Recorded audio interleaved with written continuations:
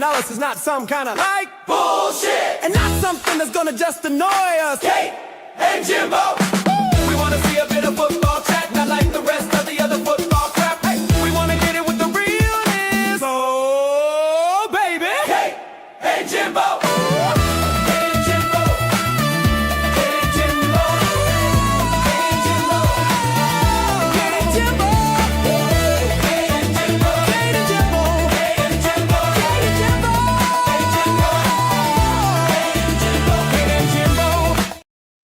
Welcome back, everyone, to Kate and Jimbo, and a very special show today because we are previewing the North London derby with two of my favourite Gooners, but one has only shown up so far.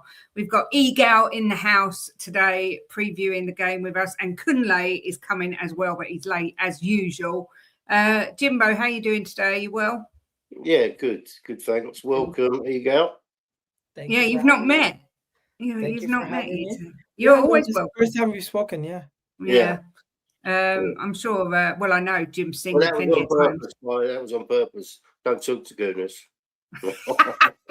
See, I told you Jim's not as nice as me. Ego, how you doing? Are you well? I'm doing good. Arsenal's playing tonight. Not in the Champions League, in the league. We're gonna face Wolves. I'm looking forward to it.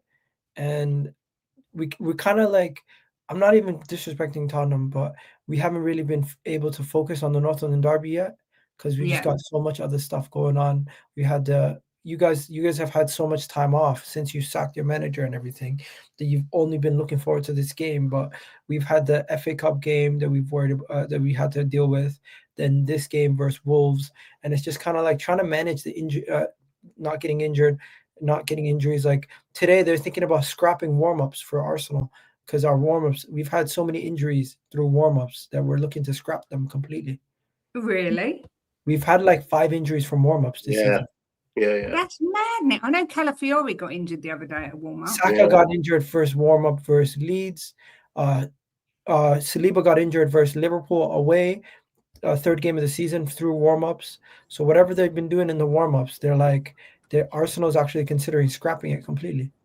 Wow. And here he is, better late than never. Kunle Jim Kunle. Kunle, how are you doing, my lovely? Hold on. Kunle, did you hear they're scrapping the warm-ups at the Emirates? As it's my debut, now, my people, it's your dark-skinned man from the motherland. If you didn't know before, today you go understand. Look, big up Kate, and I apologize for being late. I'm used to everyone being late, and I'm the first one in backstage. So I thought I should have known better, Kate. I should have known. Sorry, it's fine. It's fine. You missed the intro. You missed the intro. Yeah, you did miss the intro, but some might say that's a good thing. Kunle, Egal, just quickly, he just said that they're looking at scrapping warm-ups for Arsenal. Have you heard about this? I've not heard about it, but I'm a fan because we keep losing people in our warm-up, man. I don't know what's going on. I don't know what's going on. I think you should do double warm-ups. Especially before Sunday. I've heard some potential team news about tonight. I don't know if this will affect the Spurs game, but I've heard there's a few injuries. Oh, no. It's the opposite. Good news is that Calafiori and Ben White are actually fine. They were just risks in the last game. And Odegaard and Havertz are going to be available for Sunday, but not yet ready for this game versus Wolves. I've heard, I hope this source is bogus, but I've heard that apparently Saliba, Eze, and Gyökeres won't be making it tonight. So where did you hear this? I don't want to reveal my source until it's confirmed. Let's see if he's right. We're not giving him the props that he doesn't deserve yet, innit? So let's see. Smash the lights. Yeah, smash the lights. I've got a question for you too before we obviously go into more detail. Saka has come out and got himself a nice Brucey bonus deal of £300,000 a week. I heard Jamie O'Hara giving it, obviously, on TalkSport yesterday, saying he doesn't even make the 3 best wingers in the Premier League at the minute. Kunle, I'm going to come to you first. Do you feel... me first? Why? Because he's a star boy, isn't he? Do you believe he deserves it? Are you pleased that he's got his deal? What are your thoughts? Do you know what? Like, I think me and Egal might clash on this. Egal's my guy. Big up Egal every time on his channel, but I think we might clash on this one because personally, I don't think he deserves it yet. Personally, because I would challenge an Arsenal fan to tell me what Saka has done since the last pay rise to this one to warrant this one, because I don't believe we've won anything since he had the last pay rise. So for me, someone that should be receiving that sort of figure needs to have a major behind their name, for me personally. I know it could be controversial, but you ain't got no majors and you're warranting 300k a week is bizarre to me. I would have waited at least to the end of the season when we got some proper silverware.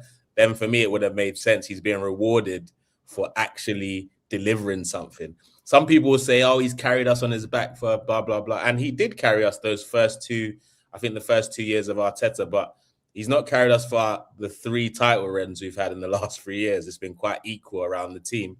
He's been super consistent, don't get it twisted. And I love Saka to bits, but 300k, like what's going to be the next one when we do win trophies? Like, it's like, what are we doing? I'm looking around the league. You got Bruno Fernandes, Bernardo Silva, guys who are getting around the same money as him. I would say he has a similar impact for Arsenal's team. When it comes to elite output, yes, he hasn't had elite output last year because he got injured. This year, he's been in and out of the team, so output might not be there. But impact is definitely there, Kunle. We cannot deny that. He's homegrown. He's a homegrown talent. There's a level of loyalty also. A person who's had over 300 appearances and also has been so impactful in the past. He's kind of getting paid back for that also, because we never had to pay a single penny to sign him. So there is a level of, you know what, we've had it. You are more deserving of a Kai Havertz. You are more deserving than Jesus. You are more deserving than some of these other guys that are currently making more than you. This is this little bump up more from where he currently is to bring him up there to the most highest paid player. There's been conversations about him getting 300k a week since 2023. So I do think this is understandably so. This is the market value. And if we don't pay it, someone else will. Do you want to lose our best players? I don't think so. Look, I'll be honest with you, and I knew that was the angle you were gonna go, and I don't want to go back and forth. But I will say, in December, congratulations to Bukayo Saka. He got engaged to one of our Nigerian sisters, and I know our Nigerian sisters are very, very high maintenance. So he's gonna need a big bank balance to be able to cope. So I'm not mad at him. Go and get your money, Saka. Get your bread. I hear it. I just don't think it's the right time for him just yet. I had a bit of an inside scoop on why I didn't think. I know Saka ain't leaving Arsenal anytime soon. It's got something to do with the family of his. Anyway, I'm not going to give my source. I'm not going. But he's very happy in London, and at least for the next 5 years, he's not going nowhere. That might change, but I can't see Tolami living in Spain, Germany, Italy, or anything like that. And he's definitely not going to City. So. But yeah, big him up. All we gotta say is do his thing. He's got the red army. Now he's got a tall army. And that's more expensive. To be fair, £300,000 a week is mad. I mean, Jimbo, obviously. Who's your highest earner? Yeah, but you got to look at it. Our highest earner, about 180 grand a week. No, it's not. Gabby Simmons, right? Gabby Simmons, Romero. 200 grand. Romero's on 200 grand. Yeah, that's including bonuses. It's actually a base of 180 grand a week. So, but I mean, Jimbo, try and take your Spurs hat off. What's your thoughts on Saka getting 300 grand a week? I just listened to what Egal said. If Jesus is on there and if Havertz is on there, then Saka should definitely be on it because he's better than them two. Okay, so Jimbo, in response to that, because a lot of people have used this argument. I hate battling against Arsenal fans. I hate it because I love us to be united, especially now when we're challenging for major trophies. But for me, this might sound even more controversial. Kai Havertz, Champions League winner, scorer in the final. Yeah. Like we bought him as that player, someone that has that major and made a big impact in that final because he won it for them. Jesus, 4 Premier League titles. Like Saka ain't chatting to any of them when it comes to performances. Yeah, Jim, you're right. Performances, he's been very, very consistent. But how can you go from being consistent to being consistent and then going up 100k? It's not like you've added anything new to that consistency. Like in the last 18 months. So why is he? He's improved massively from since he got his last contract. Massively had the no, he's not. He stayed at the level. He got for his me. last contract. That level has been good. Don't get me wrong. He stayed at the level, but he's not raised the level. For me, I don't mind him getting this pay rise because Saka needs to prove to me that a Nigerian in London with 300k a week is not something I should be worried about. He needs to prove that to me. He needs to be as effective as Foden was that season where he won PFA Player of the Year in the business end for me to be like, okay. Aren't you happy that Arsenal are investing in their best player or one of their best players and not losing them like they previously would or selling them for cheap? I'll ask you this, Egal. When was the last player we sold that we didn't want to? I'll ask you that first. Last player, it was a long time ago, yeah. Robin Van Persie. No. It was Alexis. It was Alexis. No, like we did the Alexis thing. We kind of were forced to let go of Alexis because he was running down his contract, I guess. But yeah, we should have just bought Popcorn. But yeah, it's about us against them, Egal. Sorry, man, we had to clear that out quick. I'm just gonna say this one more time. 300k a week is the going rate for players that are some of the best players in the league. And regardless what anybody says, you can criticize the wages, whatever. Remember, this is an academy boy. We didn't have to pay 50 to 100 grand, 100k, 50 to 100 million for this guy. He came in through the academy. He's worked his way from 19 years old to now, and I do think he's earned it. It's not a thing where it's just like, oh, everything he does from here, he's gonna have pressure. He's always gonna have pressure.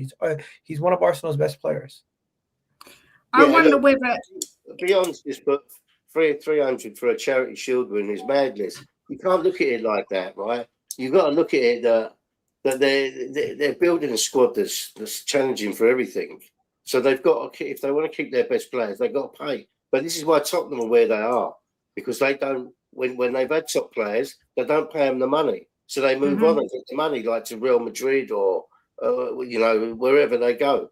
But that's why Ange's interview was so eye-opening to some people, because I think some people wanted to ignore Spurs fans saying we don't have ambition, we don't move like big clubs, because you hear every fan base say that, right?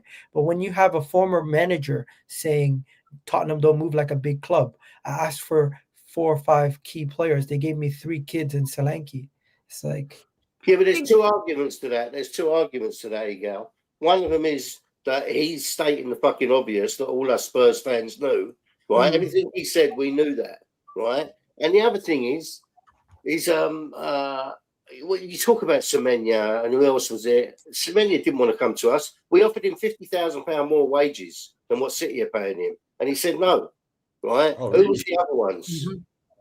He was never going to come, was it? He was never going to come. He was never coming. He's going to go to City if City call. Look, we have to be realistic, right? Okay, what about the point about the 100 million? Declan Rice, Arsenal need him. They get paid 100 million. Spurs, they're not going to do that. Yeah, but see, this is the thing. This is why we are where we are, because Spurs don't move like that, and we have to understand that if Arsenal, City, Liverpool, Chelsea going for a player that we're going for, 9 times out of 10, not all the time, but 9 times out of 10, they're going to go to them clubs because of the way Tottenham's run, because they're run by a load of muppets.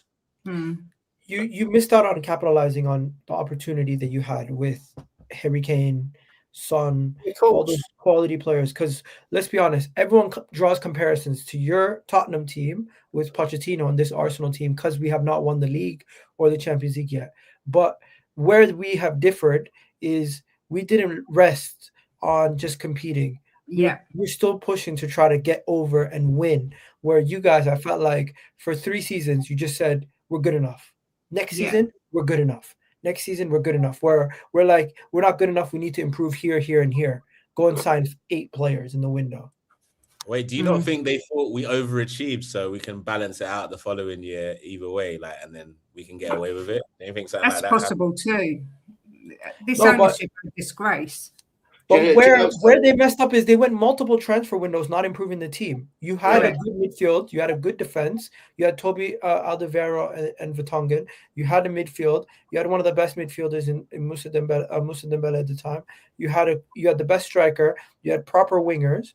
The difference is you guys stopped investing. And main reason why you stopped investing is your blessing and curse, which is the stadium. It's a blessing because you have money no matter what, but it's a curse because it literally took away the opportunity for you guys to reach the glory that you wanted for so many years. Yeah, this is true. Yes, This is true. stadium's been there 6 years now. You know, they should be able to invest. 6 years. That stadium is just a tool to help you get Saudi investment. Or wait, can someone tell me why you let Dembele go at that time? By the way, was there Dembele wanted to go, didn't he? He actually wanted to go. Okay, yeah. The physicality of the Premier League is. He went to like China or something, no? Yeah, he went somewhere. I can't It was remember. a cash grab. Something random. Yeah, I remember he wanted to go. I mean, I think he is. I'm glad you said one of the best midfielders, because I think people forget just how bloody good he was. He was an absolute beast. No one could get the ball off him. He was such a good player. But look, this was in a time when Tottenham used to finish above Arsenal, and now we're a million miles away from you. We're back to normal now. It was that period. I won't lie. It was a lot. It was a lot. There was one period, Kate, when you lot got to the Champions League final. Luckily, I was still in Nigeria, so I'm like, worst case scenario, I didn't have to go to North London for a bit, innit? But I was like, boy, if you lot had won that one, I don't think you'd seen me in North London for like 10 years. I don't think. Do you live in North London, Kunle, or do you live in Nigeria? I'm in Nigeria, but when I'm in the UK, I'm in Northwest London predominantly. Right. Okay. So you'd have gone into hiding. I hear you. Yes. There's also some talk I heard that Odegaard could be leaving. Is there any truth in that? Does anyone know? I feel like it's a lot of the noise is from like aggregator accounts that are not verified. Nobody's actually said Odegaard is leaving. He's been linked to Man United from a dodgy source. They're saying that they're gonna replace him with Declan Rice as the captain from the KFC guy on Twitter. Like, no one really reliable has actually said anything about Odegaard. All we know is Odegaard has had a tough season, and really and truly, Arteta has been looking at other options in the 10 position /8 position than him. So there is possibility that he could be leaving. And the main sign is that we haven't looked at renewing his contract. We're looking to renew people like Declan Rice's contract, but not Odegaard's. It tells you something. Yeah. Interesting. How would you feel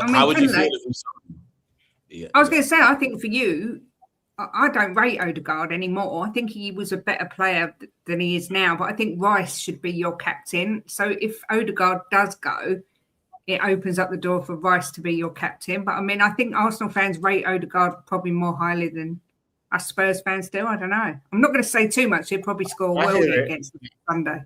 Yeah. He scored one of those before against you lot, so we're all right. I know. He scored his first Arsenal goal against you lot as well. Not to brag, but do you know what? The thing with Odegaard, the thing with Odegaard, it's not like he's a bad player. That's the frustrating thing about him, because he's shown us what a high flowing, like, good decision making Odegaard looks like from that season when he got 17 goals and etc. He showed us what he can be, decisive. But I don't know what's happened since then, because last year, for the first time, his passing selection, decision making kind of really started to annoy me. It will either be backwards, it will be Hollywood when it's supposed to be simple. It'll be simple when maybe a Hollywood pass was more needed. Like, he's making all the wrong decisions. Does that mean that he can't come back? No, it doesn't. But there's too many signs where he's not performing for me to be encouraged about him coming back. With that being said, I can't see us winning 2 trophies this season and us getting rid of our captain in the summer. I can't see it. Would I be upset if an 80 million bid came in and they listened to it? I won't lie. You're jumping the gun a bit, yeah? Winning 2 trophies. You haven't won one yet. We're in a cup final. That's why I said I was very. Hey, Jim, I was very careful with the language I use. I said, if we end up winning 2 trophies at the end of this season, which I believe we will, if we do, then I don't see a scenario where we sell our captain. If we end up not winning anything, Omar, cheerio. I can see him going. You end up winning nothing, you're invited straight back on the show. Yeah. You see, that goes to show me you're more worried we're gonna win than you actually believe. Egal, listen. And anybody who knows me will tell you this, right? I never, ever worry about Arsenal. If you win, if you lose, if you win the league, it won't affect me in any way whatsoever. As a Spurs fan, I'm not one of these people, right? I've always said on this show, and if you go back and look at any of the shows when we've talked about Arsenal, if you win the league after 38 games, right, there's no hiding from anyone. You deserve that. Whoever wins the league after 38 games deserves to win it. It's as simple as that. Let me ask you a caveat. Are you one of the people who wants Spurs to lose to spite Arsenal? Never in a million years. If there was a game where we had to win and it was going to win you the league, I'd still want to win. I can't bear it when Tottenham lose. Ever. Credit to you, because there's a large lineup of Tottenham fans that were celebrating whenever you conceded goals to Man City over the last. I know. Deji, you're a disgrace. He knows I think he's a disgrace for that live watch along where he screams because we equalised. The thing is, say it was the last game of the season, right? And we was gonna, if we win, you win the league, right? I can understand Spurs fan wanting us to lose if we've got nothing to gain from it. But when this last game, right, we're in a relegation battle. We need the fucking 3 points. How can anybody want us to lose? I can't get my head around that. I think Arsenal play better football with Havertz. There you go. I mean, Kunle, I'll ask you this as well. Are you a little bit disappointed? Obviously, Eze has gone into folklore because he scored a hat-trick against us. But as a rule, do you think he's been a bit of a flop since he's come to Arsenal? A flop is I think it's a bit extreme to call it a flop. But what I will say, he's not yet done what was expected. Is a high amount of that down to him? Yeah. Is there also some blame in terms of Arteta? Yeah, for sure. But I still believe, I don't know, Kate, I believe in, like, Eze made me believe this season. So it's going to be hard for me, and I'll explain it. It's going to be hard for me to rain on his parade just yet fully, although I've been quite harsh about some of his performances on social media and stuff. But the reason is I didn't want Eze initially. Honestly, I didn't want him to come because I wanted us to get an out-and-out left winger to really push that side, because I wasn't impressed with what Martinelli was doing predominantly, and Trossard had a bit of a weird season. So that's what I actually wanted. But the whole journey, the story, he left Arsenal, came back, let it all work. I got sucked in, Kate. I'm not going to lie to you. It sucked me in. When he came out to the presentation, I'm like, do you know what? This guy could be the reason we win this title. And it might be a coincidence, but do you know who our last game of the season is, Kate? Do you know where it is? Palace. Selhurst Park. He used to play at Selhurst Park, Kate. Eze. And you got to see Eze getting a guard of honor at Selhurst Park on the last day of the season. Kate, you know you can see it. You know it. No, it's written in the stars, isn't it? Oh, work out. So he hasn't quite flopped yet. You're jumping the gun again. You're jumping the gun again. No, I'm seeing into the future, Jim. That's what I'm doing. You haven't won anything until you've won it. For sure. But that's what these shows are for, predictions, right? I predict he's gonna have a big he's gonna have a big influence in the business end of the season. And Saka, don't you dare let him outperform you in this business end, because we will be talking about it. Big up, Saka. Big up. Egal, I'm pretty sure I know your answer to this. I think you're Arteta in no matter what. Am I right? Who's speaking about Arteta out? No, someone's just asked. Regardless of this season, are you Arteta in or out? We're gonna win multiple trophies, so there's no need for anyone to have this discussion. Oh, clip it. Go ahead. We're already in a cup final. I expect us to win the league. I think minimum 2 trophies this season. I like the chest. The chest is coming from Kunle as well. Yeah, we can definitely agree on that one. 2 trophies. Don't ask me what the 2 will be, because that's a different statement. Although I know one of them will be the Premier League. I don't know the. Jim, do you have a tattoo of the Europa Conference League or Europa League? And I do. Wow. We're dedicated. I'm not gonna lie. If we do the Champions League and the league, not only is my first child going to be called Mikael or Michaela, depending on the sex of the child, but yeah, I'm definitely going to get some sort of tattoo. If we do the double, I'm not just one of the two. I won't. But if we do if we are able to do something that we've never done before, I would do that. But Mikael and Michaela, my future kids, sorry. I can't believe you haven't got kids yet, Kunle. I'm going to be honest. I know. Not that none that I know about, Kate, but we're hoping in the next anything can happen. Yeah. Obviously, Egal touched on it earlier. We haven't had much of a chance to focus on the North London derby because you've got Wolves tonight, which is every game is a big game for you guys at the minute. To be fair, because you too. Well, us too, yeah. But I don't want to talk about us because it's for a completely different reason. We're in real dire straits. But I mean, obviously, you've got City breathing down your necks. Do you see this being a comfortable win, Kunle? A comfortable? I don't know. If the team news that I got this morning is true, then I don't think it'll be as comfortable as I thought it would. I think it'll maybe be like a more of a nerve-wracking game. I still think we'll get it done, like maybe like a 2-1 or a 1-0. But if any one of those three players are in the lineup, I see it being quite comfortable, to be honest. So what's your score prediction? 2-1 or 1-0? 3-1. I'm going to go 3-1. 3-1. Egal, what about you? 2-0 Arsenal victory. 2-0. Okay. Jimbo, what do you fancy for them tonight? 3-0. To Wolves. Yeah, I've done Arsenal to win as well. I can't remember what score I did. I think I might have done 3-1. 3-1, yeah. Are you two not worried at all? You got to be realistic, right? Worried? Wait, about what? What are you asking me? Am I worried about, Jim? First, let's get there. Football's a funny game.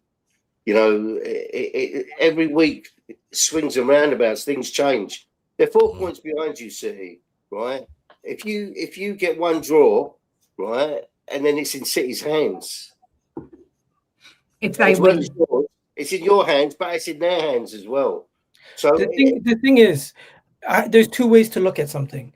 You can look at it as City are 4 points away from us, or you can look at it as Arsenal are currently 4 points ahead of City. I choose to always look at it as we're ahead, we're in the driving seat. We don't need to look behind us. They need to look up to us. So call it whatever you want. I think where you get caught up and where you start making mistakes is when you start worrying about what's behind you. Just focus on what's in front of you. We got Wolves, then we got your game. And I think in that time, if we just keep doing our job, we don't necessarily have to focus on City. City need us to slip up to catch us. Yeah, we don't need them to do anything. Look, Egal, Arsenal have got a reputation of slipping up, right? So that must still be in your head a bit. Because if it was I personally only view it as we've only done that once. When you really think about it, Liverpool were ahead in the 2023-2024 season. We fought until the end. We didn't win it, right? We had a chance. We messed up one time in that game versus Aston Villa. The season before that, when it was the World Cup and a bunch of our players got injured, that you could say we slipped up. But when it comes to the Liverpool season last year, we were never really in the driver's seat versus Liverpool last year. They were in the driver's seat for majority of the season. We never even were at top of the league at that point. So when it comes to this narrative slip up, I feel like it's a Mandela effect. People think Arsenal slipped up all 3 years and the champion went to somebody else and we finished second all 3 years. When in actual reality, we only really slipped up one time. It was the 2022-2023 season. When you had that season, you had a game, I think it was against West Ham, to go 11 points in front you could have gone. And you slipped up in that game. And then you went backwards from there. I think Southampton. I don't like to say in Arsenal's defence, but in Arsenal's defence, their team this year is a lot stronger. But also at the bench at the same time, I'm pretty sure you'd be feeling a bit more nervous if it was the City of old, because City are most definitely if they were ahead of us, no one would be speaking about Arsenal catching them. Yeah. But the fact that we're ahead and we've been categorically better than City the majority of the season, it almost is like City win a couple games, everyone just has amnesia to what happened the whole season. They've not been nowhere near the level to catch us this season. And for you or anybody to say they're going to catch us, we would need to drop off dramatically. Yeah, but the thing is, look, every time I've watched Arsenal when they've had a chance to extend their lead, we have. Right? You haven't. No, we have though. We were 2 points. City were 2 points behind us going into December. We've extended it to 7 several times in that period. What has happened is chances to go better than that. And no, but Jimbo, you've been watching football your whole life. It fluctuates every other week. There's ups and downs. Every week it changes. Every week it changes. But I just think to myself, that you're very. I'm not talking so much about you. I'm talking so much more about Kunle. He's so confident you're going to win the league, right? But when you look Kunle's not. I don't think he's that confident. I think Egal's more confident than me, honestly, but I'm confident we'll still do it. And Jim, I understand what you're saying because of the ups and downs. I completely do. And I think what's really getting to, I think a good percentage of how we're represented on social media anyway, is the fact that because the PTSD is so high, a lot of people in the fan base thinks we need a 12-point swing to get this title done. Like that's what they believe. They don't want to believe that we can get it done with 1 point or 2 points. That's the reality for me. And I know this team, Jim. They have given me high blood pressure, pain and suffering. Like other than the invincible, even still a bit stressed the last few games because we needed to secure the unbeaten stuff. But we've always done it the hard way, Jim. Tell me the last time Arsenal won the league convincingly in terms of by February or something. We're always doing it. I don't know what's wrong with us. I don't know why we love stress. Because I'm aging as an Arsenal fan. I don't like it. But I know through that pain and suffering, there is moments of incredible joy following. Yeah. So we just got to sit tight. My fan base, we cannot be divided on internet or in person. We need to be together. The rival fans are doing what the rival fans know how to do, divide and conquer. But if we stay together, we are a formidable force. Stop getting rattled about one defeat here or one drop point here. Understand the greater goal. Yeah, get pissed off about an individual performance. You can get pissed off at Martinelli for missing the chance. You can get pissed off at drawing to Brentford in general, a game that we were picked to win, even though Brentford have been quality this season. But that doesn't mean lose your head. Yeah, we're choking again.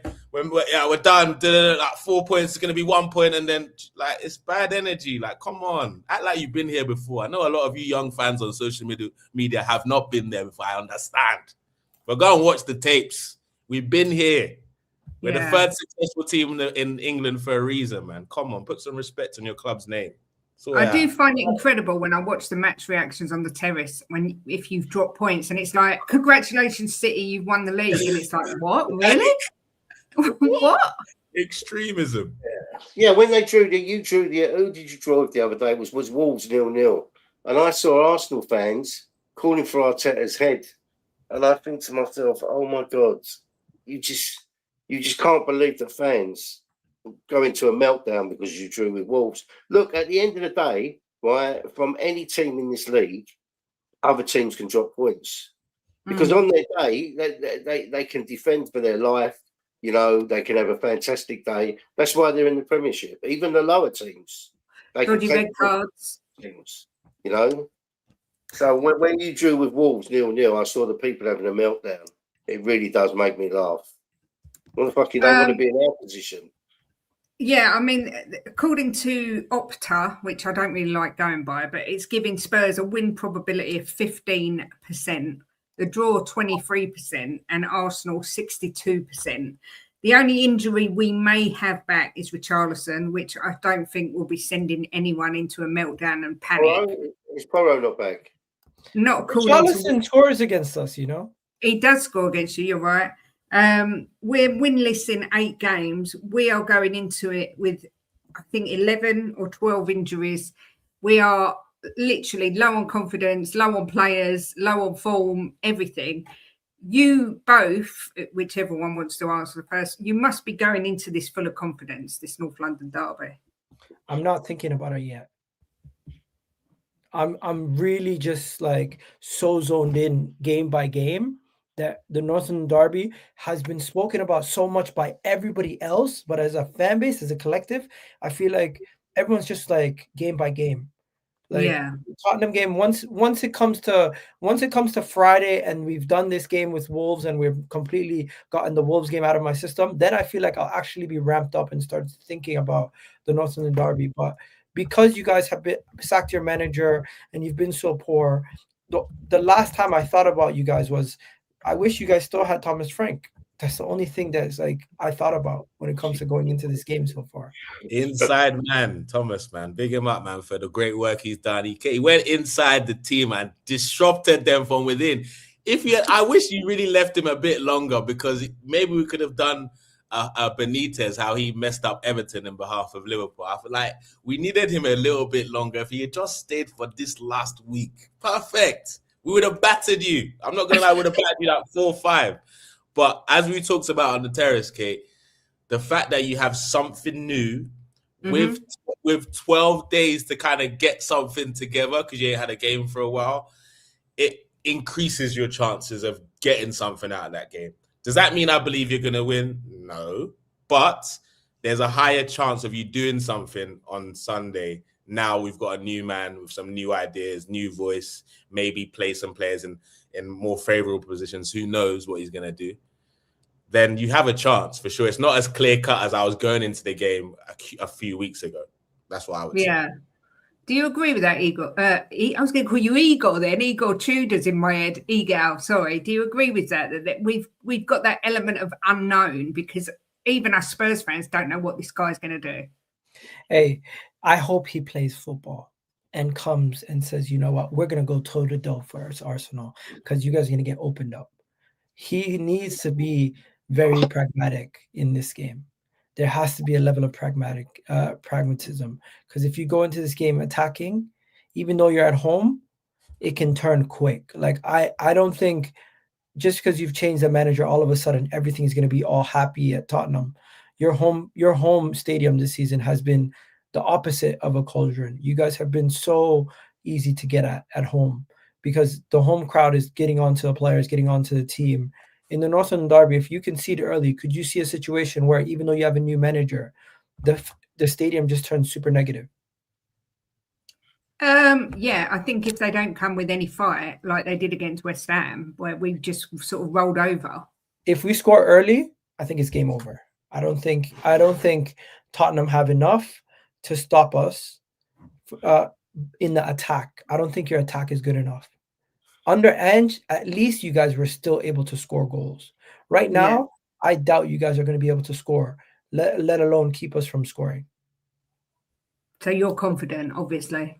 I'm very confident going into this game. I haven't thought about how much we're going to win by or anything like that until now, having this conversation with you. But going into the game, I'm looking around. Solanke's fit and available, right? Yeah. Outside of Solanke pulling something out of a hat, I don't really see too many attacking options in your team that worry me. Yeah. I can't disagree with you because our attack is dreadful. I mean, Jimbo, you're the most optimistic Spurs fan that's ever walked the planet. Are you feeling even the slightest bit optimistic about the weekend? Yeah, look, I've been watching football longer than some of you guys have been alive.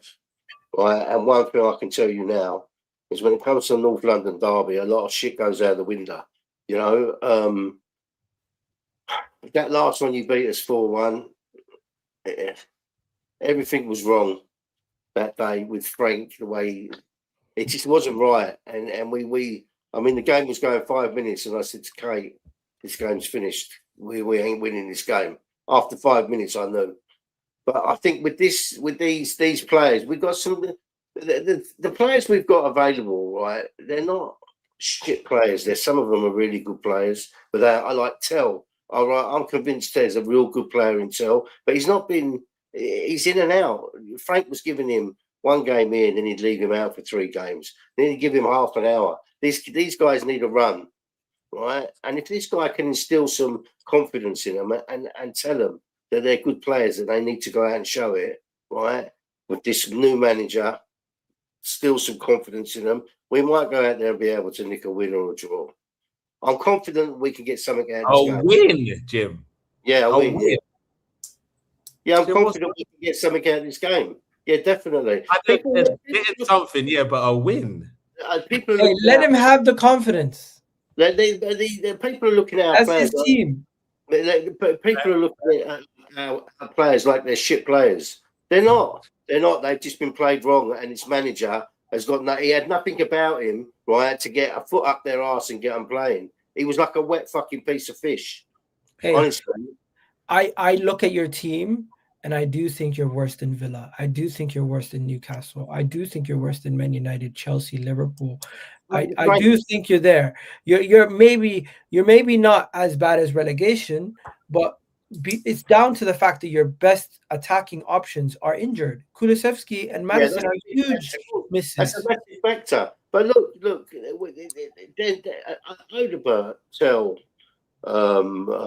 Solanke, they're not fucking shit players. They're decent players. Odegaard shit, Jim. Sorry. He's not shit. He's not. He needs the right person behind him. I'm sorry. Tell hasn't proven it. Odegaard is really talented, but he doesn't have end product yet. And then the main issue you guys have is everyone in your team is the same profile. Talented young player that doesn't have the end product and hasn't proven it yet. And nobody seems to be able to take the game by the scruff of the neck. I look at Tottenham games, I say to myself, who is going to do something? Kudus, what happens to Kudus? Where is he? Injured. He's injured. He was one of your best attacking options also. So all your best attacking options are injured. What do you someone just put Odegaard's injured. I just remembered he got injured as well. Yeah, we've got Maddis, Kudus. What is going on with your injuries? Forget about our warm-ups. What are you guys doing? Well, apparently that it's been shown that the amount of dirt on our pitch is something like 70% less than any other pitch. So the impact from falls is a lot harder. The NFL money is hurting you. Yes. What they're going to do about that, I haven't got a clue. You know what they say, right? If you have an issue in your home ground and the system, something's changed, but you guys use natural grass, right? You don't use fake grass. Yeah. So no, is it 2 layers? The NFL stadium and yours? Is it raised? Is it 2 different levels? Yeah. Yeah, the pitch goes back and that comes up. But do you guys have what are your injuries? Most repeated injuries? Is it knee injuries? What is it? It's different. It's all hamstrings, different. mainly hamstrings, because it was underage. Hamstring. It's not this season, is it? Surely they've done a study on it to see if they got to be looking at it for the injuries that we've got. Yeah, because if your stadium is the problem, then you might end up losing your NFL contract. They might have to look at doing something about that. Because what's more important, the NFL money or making sure your players don't get injured every week? Exactly. Yeah. I mean, like I say, we've got 1, 2, 3, 4, 5, 6, 7, 11 or 12, depending if Richarlison comes back and he's fit. I'm telling you now, right, with this new manager, right, now Frank's gone, right, you're going to see a lot of improvement in these players over the next 12 games. I guarantee you. Realistically speaking, he might just do enough to get you guys to stay up. He might not do anything more than that. Mm. Based on how you've been this season, your problem has not been how you're playing, in my opinion, alone. It's also been how you guys are set up defensively compared to how you guys are set up attacking wise. One of the main reasons why you concede so many long shots is because the guy's not even asking you guys to do anything. Press the team. I'm seeing players just pass the ball around. Yeah. So much time. There was one goal we let in the other day, Egal, right? We lost 2-0. Who was it 2K? I can't remember. Yeah, no.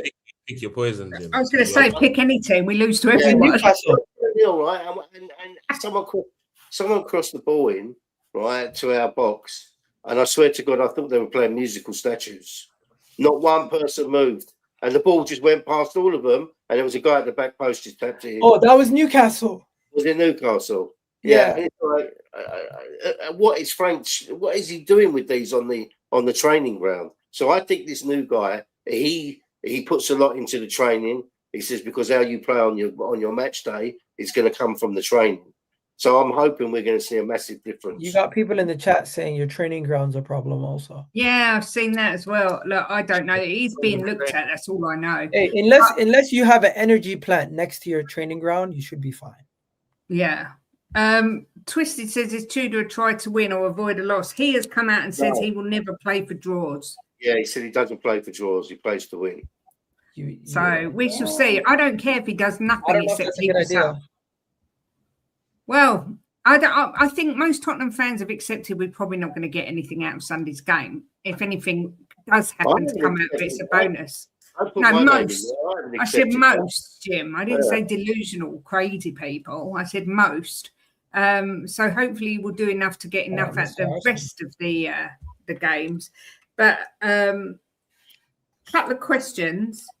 Jimbo, I'm going to come to you with this one. Do you know who the top scorer is in all North London derbies? Come on. Harry Kane. Obviously, the man, the myth. You know who's second also, right? He played for both of us. Oh. Adebayor? Yeah. Ah, Adebayor. Yeah, we was talking about him in bed last night. That's what we do. That's our pillow talk. We talk about Adebayor. Egal, do you know who has made the most appearances in the North London derbies? And I'll give you a clue. It is a Gooner. David O'Leary? Correct. That is impressive. Very impressive. You said Gooner. I just thought the person who made the most appearances for Arsenal. Yeah, very impressive. The largest victory, Kunle. Any ideas? It was in 1935, so Jimbo might have been there. I don't know. Well, between Arsenal and Tottenham, the largest victory. Yeah. 6-0. Guess hockey scores. Nah, it can't be like 11 or something like that. What do you reckon, Egal? 6-1. It was 6-0. Jimbo's right. Arsenal won. Well, don't cheer. It was Arsenal that beat us 6-0. I got the question right. And what was the highest scoring ever North London derby? 4-2. No, it was in November 2004. Yeah, isn't it 5-4? Correct. 5-4 to the Arsenal again. Arsenal have won 90 of the North London derby. Spurs have won 68. Is there anyone in the Spurs team? I'm not going to say that concerns you because there probably isn't. But is there any? Do you look at our team and think he's a player? I wouldn't mind him at Arsenal, or I think he's too good for Spurs, or he's decent. Is there anyone? Go on, Kunle. There's one that I would have preferred him over Noni. If we got Kudus over Noni, I think that we'd be further ahead points wise. Personally, I think he's more versatile at the front three as well. I think if Kulusevski was fit, we'd be saying the same thing about him. Don't get me wrong. I thought Xavi Simons was legit. So did I. But what I've realized, the level of physicality and that you need, be it pace or power in the Premier League and balance, is so much more than what you need in other leagues. Like, he played against us at the Emirates and away at PSV. He looked by far the best player both times we played him. But now in the Premier League, he looked like a baby out of bathwater. He looked. Yeah, but you know what, Egal? He's getting stronger and he's getting better, and he's definitely improved over the last few months massively. I don't think it just makes me think. It just makes me think. If we took Martinelli and we put him in the Bundesliga, how good would he be? Because some of these guys I'm seeing come over from the Bundesliga, they look like something else over there. Then they come here and they look like dog shit. And I'm like, and Egal's right. What I'd say about Simmons, because I was a big fan of him. To be fair, in the summer I wouldn't have minded him coming to Arsenal. Thank God he didn't. But the reason why, sorry. There's a good player in there. And this is what I'm going to say. There is quality there because I've seen it. There's quality. Yeah. And that's why I believe, especially when it comes to players from different leagues, it's so important they're part of pre-season. It's like... Yeah, I agree with that. Like last minute, just before the season starts or the end of the transfer window, that's really designed for like a Prem-proven type of player, I believe. I could be doing too much, but at least they'll have a full time to analyze him, tell him what he needs to do, maybe do a bit of weight work and that sort of stuff. And we would have seen, because I don't know about you, Egal. Like the Xavi Simons I saw in the second half against City, he was possessed in that game, bro. Like there was no way like he is letting the team lose. I don't know what got into him at halftime. He just looked like he's been working out. He's been working out. He's got a lot stronger. I mean, if you looked at that City game, at one time there was 4 players around him, and he got rid of all of them.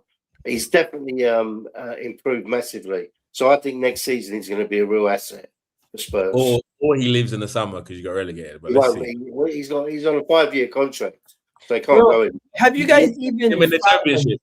Have you guys even fathomed the idea of getting relegated? No, yeah. I have. I didn't sleep for 3 hours the other night in bed because I was having a nervous breakdown and we was going to get relegated. I'm telling you now, right, and I am convinced of this. If we kept Frank, we was going down. Without any doubt, we was going down with Frank. There was no way that man was keeping us. We couldn't buy a win under him. But I feel really confident now that this new guy's come in and he galvanised the squad, galvanised the team. We get enough to stay up. Yeah. Look, I personally don't think he'll play Xavi at the weekend. I think he'll play Gallagher and be more. I know he doesn't play for draws, but I don't think he'll be that open. I think he's going to be a little bit apart the bus. I really do. I don't see we've got much other choice. And Conor Gallagher's got that strength and more likely to break up play. But look, what do I know? I haven't got a clue. I could be completely wrong how we play. Any particular players that you're expecting to punish us, Egal, at the weekend? Or are you just going to say the whole team? Bukayo Saka and Gabriel Magalhaes. Bukayo Saka because he just got a new contract. All the noise, I definitely do think he hears all the noise and he's going to want to score a goal to shut up everybody. And Gabriel Magalhaes just loves to score a goal versus Tottenham at your ground. Man of the match performance every time he comes to the Tottenham Stadium. And I just do think if you're anything you're got to worry about, set pieces from Gabriel Magalhaes, Bukayo Saka scoring a goal after signing a new contract. And also it's been what do you call it, a very hit or miss season for him. But if he's gonna step up, it's one of these kind of games versus Tottenham. Yeah. I mean go on, Kunle. What I say on the matter is you can hear us singing down the lane. Ever cheers, it scores again. He said, wow, F of Tottenham, I'm a gooner now. That's what you're going to hear at the stadium. That's what you need to worry about.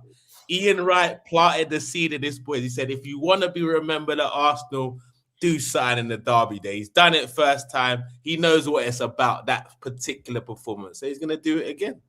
So if Eberechi Eze dunks on you guys again and gets another hat trick, that would be 6 goals in 2 games. Hat trick might be much, but I definitely think he scores, man. It's the only thing he's done since he's been there. He's done nothing else. No, but that's enough. No, to be honest, he beat Palace. He beat Palace 1-0 at the Emirates. He's the one who set up what do you call it? Martinelli's assist versus Man City to get us the draw. Set up Martinelli and Jesus in the game versus Wigan. Plus, he also beat Nottingham Forest with his first time pass to Gyökeres to give us the first goal in a game where we won by like 3 goals or something at the end. I'm going to ask Kunle this question and then you, Egal, but Kunle, I know he's going to love this question. What's your overall thoughts on Gyökeres? Can I go first? Yeah, go on, Egal. You go first. I think he's a distraction for the media and everyone else, a tool to beat us with. Because he realistically, the whole Arsenal attack has been poor, but Gyökeres is picked out as a point to criticism, and you don't have many points of criticism for this Arsenal team. So Gyökeres is constantly criticized, but I don't think he's been as bad as people make out. He's still our second or top goal scorer. He still has more than 10 plus goals in all competitions already, and if he scores another 6 or 7 more, he's probably on pace to get 20 plus GA in his first season for Arsenal. So this is pretty much what happens to any player when they join a new league. And finishing wise, he's been amazing. The only problem for him has been everything else, which is what Gyökeres and Jesus have. I don't know why you're making that face. When he has a shot, 9 times out of 10 it goes in. And Kunle, was Amazing. he making a face? His Oh, finishing hello. has been good. Okay, if you said his finishing has been good or decent, I wouldn't have frowned my face, but amazing. Same thing. No, it's You- not. Amazing and No. good are two very different. But Bro, I hear it. Okay, let me. I don't like doing Taste them a statistics. little bit. I don't like doing the stat thing. But if we actually go to his So his don't do it. shots compared to his goals, look at it this way: he's had in the Premier League this season, he's had 37 shots. He has 8 goals. It's not bad. I mean, yeah. What's the conversion rate on that? I don't know. What's the conversion rate there? For Like, you to say amazing, it needed to be better than that, bro. Yeah, I was going to say. I guess it's decent, but for me, it's okay, Gal, but it's not like fantastic. Okay, look, you want me to give you an He's still got example? the league. Haaland, who's considered is a top best player in this league when it comes to goals per shot. He's had 92 shots. He has 22 goals. It's fucking nuts. Yeah, but Which is I like don't 1 in 4 and a bit. So it's not a lot of difference. 51% Yeah, but I don't think shots he's on been target. amazing. He hasn't been amazing this season. And No. you know what? Before his little drought, I'm sure those numbers look a lot crazier. He's had a little drought recently, so I get what you're saying, Egal. I get what you're saying. You're right to an extent, but what I would say about Gyökeres is, I think it was unfortunately because everyone's on this stats thing, they forced me into the corner, Kate. They forced me there. I didn't want to go there, but they forced me there. I had to go and look into a certain specific fact. I'll say my analysis of him overall after this statement. What is that fact? What I would say is I went back to check how many goals did Didier Drogba score in his first season in the Premier League? 27 as well. In his prime years, how many goals did he score? And what happened in that first season? Well, I'll let you know those two answers, Kate. Don't worry. It's 10 goals. 10 goals, by the way, 10 goals. And Chelsea won the league. And they also didn't have a player that hit 20 goals. Their highest goal scorer in the league was Frank Lampard with 14 goals. So 14, even worse. You know what I'm saying? Including penalties? Wow. Crazy, right? So after that season, I didn't see everyone's, Drogba's a flop. We weren't hearing a lot of that. Give him time, we were hearing. And he was 27. It's not like he was 24 or 23. So, especially if I'm just focusing on the last 10 games, Gyökeres has shown that he can put together some level of consistency. Yeah, we would have rather seen that maybe 10 games ago, for sure. I'm not going to deny that. But we're seeing it. And what end of the season are we about to get into, Kate? The business end. Business end. If he starts cooking in the business end, all that nonsense about this, that, Timberland boots on, all that stuff is going to be forgotten. If we win the league, I'm going to just draw up the numbers for them again. So he's not as bad as they make him out to be. I believe there's a bit of a combination of the team getting used to him and him doing more adapting for the team, because I do believe if his runs were as good as Haaland, he would have scored a few more goals. Not loads, a few more goals. But I also believe what we saw Eze do against Wigan, for example, getting balls through early. It wasn't to him, but like looking for the front man early, getting that ball away. Like we've not seen enough of that from our number 10, which clearly hasn't helped him. If we had, for example, Ozil and Gyökeres in the same team, Gyökeres would probably have double figures Premier League goals right now because he finds him all the time. So I think there's still time. Is he the striker that I thought we were buying? At this moment, not quite. But this run he's currently on gives me hope. And if you do it in the business end and you get your 10 goals and we win the league, no one's going to talk about it, Victor. Let it all work out. I actually don't think he's as bad as everyone makes out either. But I do think that everyone thought they were going to get this goal scoring machine because of how he was before. But he has got to adapt to the league. You can't say that Xavi Simons has got to adapt and Wirtz has got to adapt and then not apply the same logic to Gyökeres. So I think there's some truth in that. I am going to ask you for your score predictions because I know you say you haven't really had time to think about it, but you must have an idea of what you think the score is going to be on Sunday. Jimbo, let's come to you first and see what you think. 2-1 Spurs. 2-1 Spurs, says Jimbo, ever the optimist. Egal, what are you thinking? 2-0 Arsenal. Who scores? I told you already. Gabriel and Saka. Okay. Kunle? I'm going to go with my favorite scoreline this season. 3-1 to the Gooners. A goal and assist for Eberechi Eze. Some sort of set piece goal. I don't know if it'll be from a corner or a free Saka kick. to Gabriel. Perfect. I'm here with it. I don't know who the third scorer is going to be, but I know 3-1 is what I'm going for. I know who the third scorer is going to be. Own goal. Saka. I'm here for it.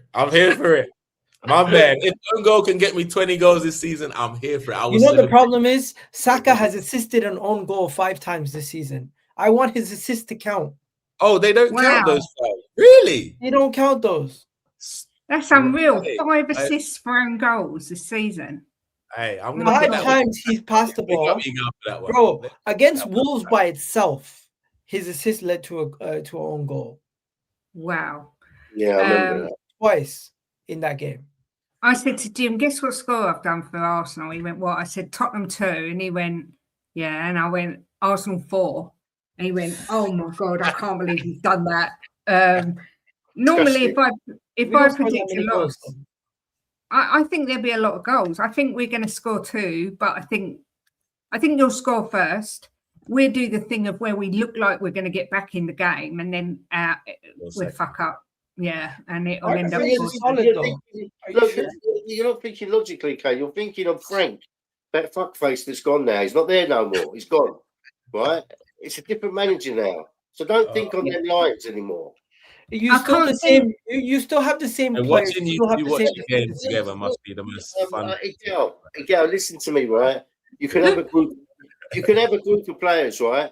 And you can have some muppet, which is Frank. Which in the end, I begin to detest him. Right? He can work with them and set them up, but then you can get another manager that's going to get another 20% out of them because he's a different type of manager and he can instill some confidence in them. Frank couldn't get that extra out of these players because he didn't have it in him to do it, right? He didn't command the respect and he didn't have the know-how how to get the best out of these players. But and to push them, he used to call Arsenal players all the time. They don't do this at Arsenal. If you guys were more like Arsenal, we'd be fine, guys. Yeah, that's what he was. Yeah, but with this new manager, you can tell he's a different type of presence, right? And he will get squeezed that little bit more out of them. Jimbo. So you hold on. Let me ask you this. Wait, quickly before you ask. When Thomas Frank was getting hired for Tottenham, did you think he was the right appointment at the time? Look, I looked back. And I listened to a lot of the pundits talk about him, and I watched some programs on him where they've done about how he sets up against certain teams. And I was quite excited, right? Because when you saw some of the things that he did, how he changed the games when he was the Brentford manager, in the middle of games when he was losing, and how he turned that game around, I was excited that he'd come. But I didn't see none of that here. You know why? One game out of 10, he might have made the right substitutes. And we ended up winning or getting a draw when we were losing. But it was so inconsistent. And he kept setting up the same ways to make us. It was like he wanted us to lose, or he was just working for a draw. Right? It was the wrong hire. It was the wrong hire from the beginning. De Zerbi is the guy you guys should have gotten for if you're going to go for a former Premier League manager. But De Zerbi, I think, was already in the job at the time, but you could have attracted him. You could get him now. I don't know why you guys want to go back to Pochettino. I think it's stupid to go back to your ex. It always goes bad. I think Mourinho won another Premier League title doing it, but I hear you. Typically, you're right, Egal. You actually typically. You know what I think it is? This is the gospel truth. I think Pochettino was the last time we all really believed in Spurs, and the last time he gave us the feels. And I think we just want something back because I think. Us and 99%. What you should push for is a sale of the club because your club is so close. And a name change. Your club is so close to actually getting new ownership in because Daniel Levy is looking to sell. The worse the club is, actually, if you guys get relegated, you might be able to sell the club to a Saudi or a Qatari team. Maybe you shouldn't get relegated because if they do get relegated, imagine they sell the team for cheap because you guys are just. All you need is an ambitious owner, and you're going to be right up there with the best. But what okay, no.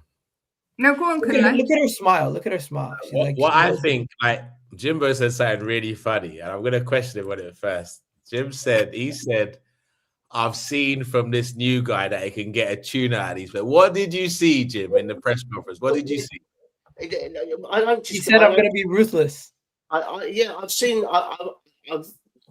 what other people have spoke about him that have worked with him, right? And I've seen players. I've been watching some players that have worked under him, and they said that this guy he's got this presence about him that he's no nonsense. And he knows how to get that extra bit out of players. I was watching an interview with a player that played under him, and he said it was on Sky Sports. He said he knows how to get to the best out of a player that's been like not giving his full with one manager. He comes in, he knows how to pull him back up and make him feel good and get that extra 20% out of him. And this is what our players need.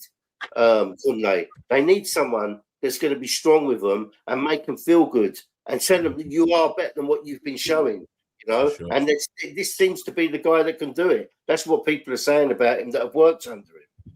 So that's what they need. I mean, Frank, look, I'm not being funny. If I was in a changing room, right, I'm quite a strong character, and Frank come in, and I would think, who the fuck is this guy? He's like a wet fish, you know. You need. A manager needs to be the manager, and they need to know he's the boss. You know, I don't know if this was AI or I saw one Thomas Frank in the change rooms where it was like, we just need to win our duels, I don't know what he was saying, but his tone just seemed so like unmotivated, like it just like like guys, we need to just do that, and everyone was looking at him like, what's he guy talking about? And there's two things. I don't think he commanded respect at all. No, he didn't. Yeah. He was two things I noticed from his appointment, and that's why, like, you remember when people say stuff like, if Emery had Arteta's money, he would have won the league. If they were saying Potter did such great things at Brighton, so he'll be a good appointment at Chelsea. Like, it really, like all these managerial appointments of the last couple of years, the different clubs, it shows us that just because you can do it at a small club doesn't mean when the pressure changes, you can do the exact same thing. And that's what a lot of fans need to understand. Oh, this guy Riola's doing great things at Bournemouth. That doesn't automatically translate to him being able to do it at a big club. Yeah. Because the pressure level is different. Like, for example, Thomas Frank at Brentford, no pressure whatsoever. Like, first of all, get to 40 points. Everything else is a bonus. And I believe he tried to kind of step into Tottenham with a similar mindset, which didn't mesh with the fan base, the expectation. And then when the pressure started getting to him, he was just talking, and it didn't seem like encouraging. And like, how are you going to? How in your first press conference are you mentioning your biggest rivals in a positive way? Like that, first of all, is obviously, it's like Eze scoring an own goal against Spurs in that first game. It's very similar to what Thomas Frank did. Your first press conference, that's what you do. I think it was kind of downhill from there. Like, just because you got to understand, even if maybe he played at the highest level, he could understand the pressure. That might have helped him, but he's not played at the highest level. He's not coached at the highest level. It's his first. Some reason he's doing some bits in the Champions League, maybe because of the style of play that they're coming to your stadiums with. But we all know you weren't gonna end up winning it with him. But he just that there needs to be an understanding. Pressure changes someone's job. Emery, he came into Arsenal, no pressure. If he had won that Europa League, maybe things would have played out differently. But he wasn't. He didn't win. He didn't get us top four. The two times where the pressure was on, the top four, he decided, okay, maybe we should sacrifice top four for the Europa League. You got to get it done then. But you didn't get it done. Then you started to decline as a result of that, because now the pressure level had changed. Emery goes to Aston Villa. You win me a cup, and get us in Europe. You're a freaking hero. So that's what football's not as black and white as people want it to be, I'd say.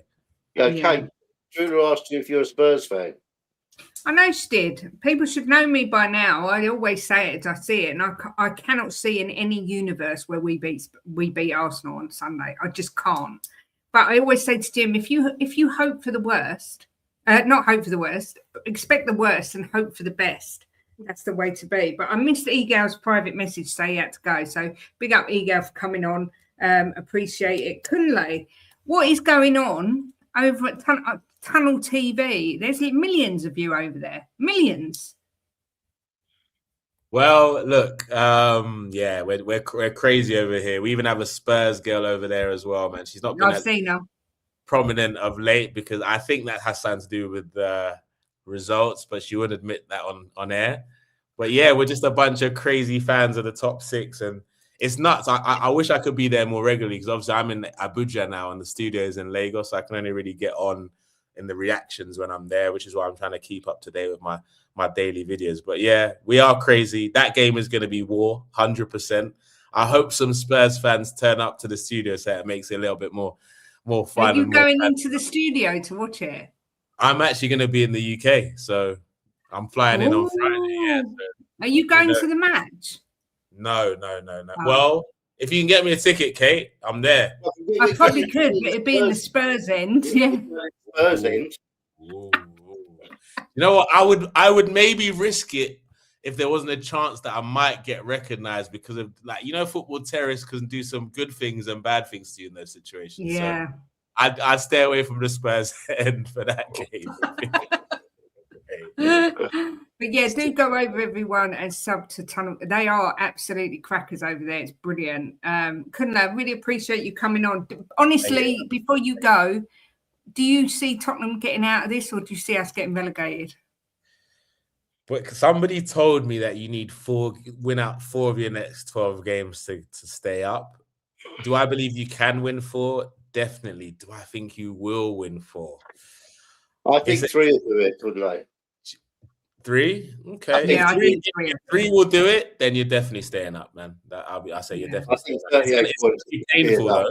It's going to be painful to watch, but you'll stay up. Yeah. It's one of them. It is. I think Forest will go down. That's my personal prediction. I think their fixtures are savage. But look, we have to wait.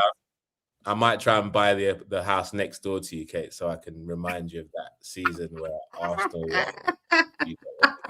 it'll be sensational. Oh, Kunle, it would be worth you buying the house next door just so I get to hear, oh yeah, my people every day, because that makes me crease. I love it. The more cross you get on streams and stuff, the more the Nigerian accent comes out. It's class.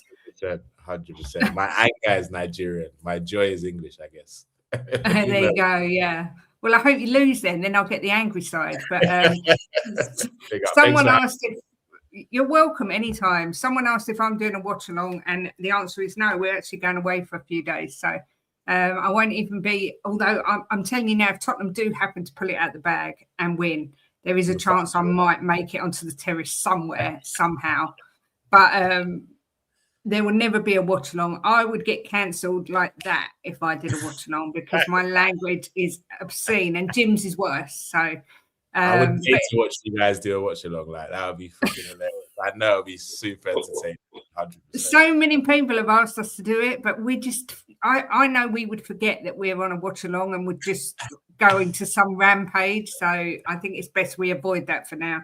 But Kunle, thank you so much for coming on. Really appreciate it. Take care. Good luck for the rest of the season, I suppose. We'll see you Sunday. Yeah, see you Sunday. Thank you to everyone that's watched. We will be back probably next Tuesday. Enjoy the match. Cheer on Wolves tonight. Cheer on Spurs on Sunday. And as always, come on, you Spurs.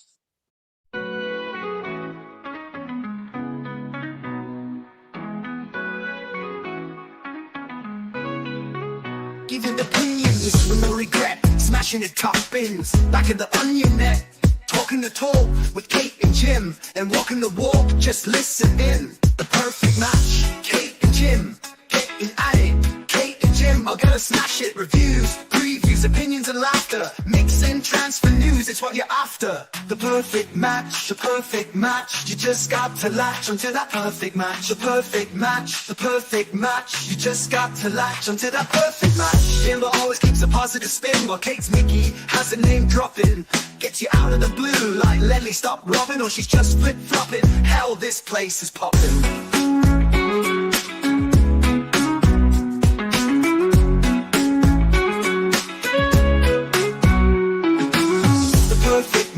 The perfect match, you just got to latch onto that perfect match. The perfect match, the perfect match, you just got to latch onto that perfect match.